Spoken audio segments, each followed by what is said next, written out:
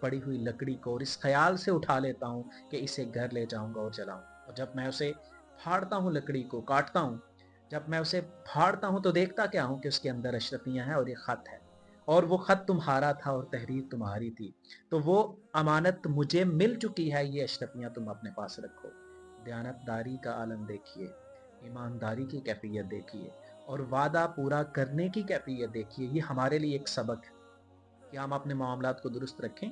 اور اپنے معاملات کے بیچ میں اللہ کو گواہ بنائیں۔ جب اللہ کو ضامن اور گواہ بنایا جائے گا اور انسان تگ و دو کرے گا اپنے وعدے کو پورا کرنے کے لیے، تو اللہ اس کے لیے کافی ہو جائے گا۔ لیکن اب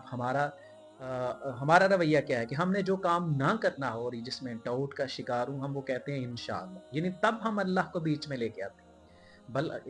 معاملہ ایسا نہیں ہونا چاہیے، مطلب اللہ کو گواہ بنا کے، اللہ کو وکیل بنا کے پوری کوشش کرنی چاہیے کہ انسان اپنے وعدے کو پورا کرے۔